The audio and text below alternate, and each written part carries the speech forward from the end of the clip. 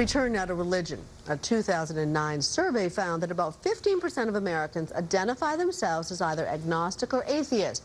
That leaves more than 260 million American believers. But the group you're about to meet are not among them. They not only disbelieve, but are waging a war on religion, and mockery is often their weapon of choice. Dan Harris has the report for our series, Faith Matters. Because of debaptism, my son, you're saved. There's a little cigarette here. This ceremony you're seeing right here is called a debaptism. They're coming from everywhere.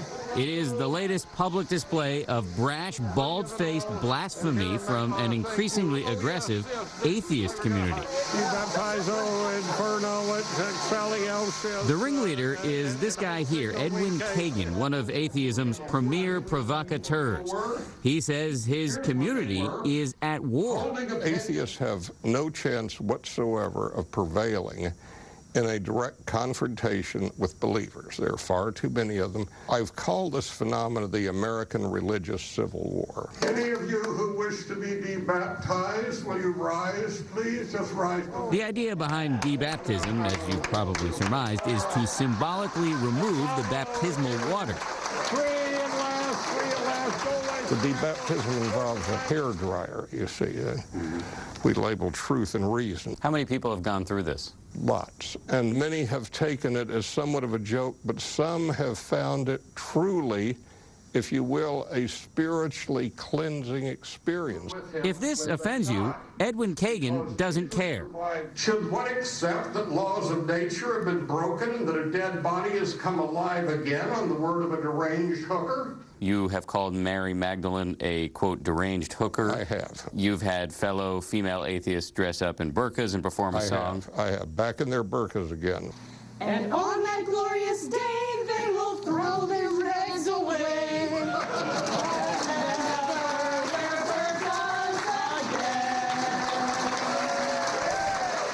And then there's his nickname for the Holy Eucharist. The Holy Eucharist just swallowed the leader. That's pretty bad, isn't it? I think some people would think that's offensive, yes. Sometimes you gotta have shock value, and I don't agree with all shock, but there's sometimes where you just have to shock people into getting attention, and from there, they ask questions.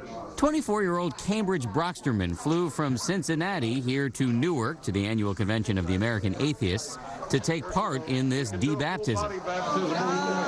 The warmth of reason. As she finishes the ceremony, I've been absolved of absolutely nothing. She expresses no qualms about how it might be perceived. Most religious people are going to see this and they're going to say, well, see, look at them there. They're making fun of the church, and it's just like a religion. Well, no, it's not. See, the difference is we're having fun, and you guys take it seriously. That's the difference. I deny God, Jesus, and the Holy Spirit. Both Edwin Kagin and Cambridge Brocksterman are part of a new brand of in-your-face atheists who do things like deny the existence of God on YouTube. My name's Chandler, and I deny the existence of the Holy Spirit. See everybody in hell. It should be a good time.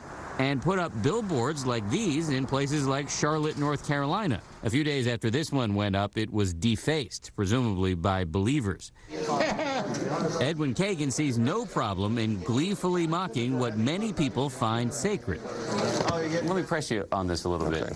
Sure, Religion is the source for millions of people of strength, serenity, no question about and it is a fuel for doing good works. In some cases, it's also a fuel for doing some very bad works. Godlessness has been a force for evil as well. Stalin comes to mind, Pol Pot comes to mind. Given that we've had mass atrocities committed by both the faithful and the faithless, why use that as an excuse to mock? You can mock anything you want because you have the right to.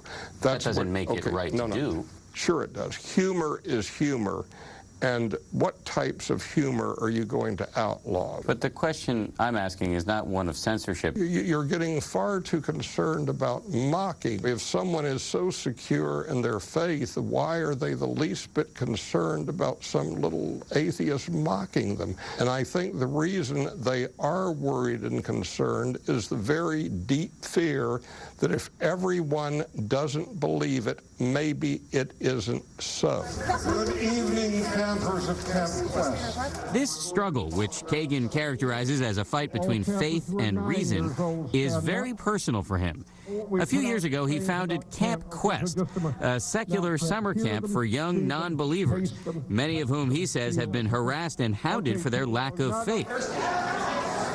That harassment is, in part, how he justifies mocking the religious faith of people who, it could be argued, are doing him no harm. But they are doing me harm. That's what I'm trying to explain. They are doing harm to the children of Camp Quest.